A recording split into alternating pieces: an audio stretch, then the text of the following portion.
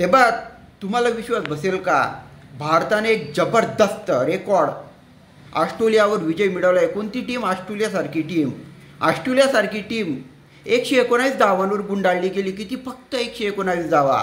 विश्वास बसणारे, परंतु एक खरं आहे, भारतीय बॉलरांची ती किमया आहे असं म्हणावं लागेल. पण चौथी T20 मॅच होती भारत आणि ऑस्ट्रेलियामध्ये. भारताने पहिले फलंदाजी केली आणि शुभमन गिलचे 46 रन, अभिषेक शर्माचे 28 रन, 167 रन भारताने बनवले. 167 रन.